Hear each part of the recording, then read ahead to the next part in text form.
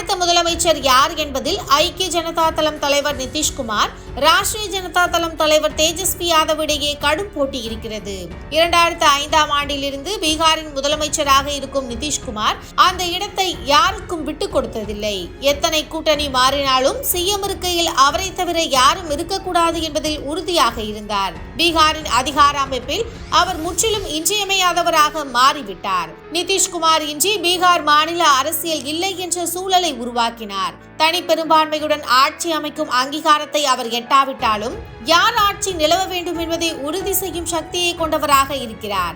அதே நேரத்தில் எதிர்த்தரப்பில் முதலமைச்சர் வேட்பாளராக அறிவிக்கப்பட்டுள்ள தேஜஸ்வி யாதவ் இந்த முறை ஆட்சியை பிடித்துவிட வேண்டும் என்ற ஆர்வத்தில் இருக்கிறார். 36 வயதான தேஜஸ்வி இளைஞர்களின் வாக்குகளை குறிவைத்து களமாடிய நிலையில் அது தனக்கு சாதகமாக அமையும் என்ற நம்பிக்கையில் இருக்கிறார். ஆனால் தேர்தலுக்கு பிந்தைய கருத்து கணிப்புகள் அனைத்துமே நிதிஷ்குமார் தலைமையிலான தேசிய ஜனநாயக கூட்டணிக்கே சாதகமாக அமைந்துள்ளன.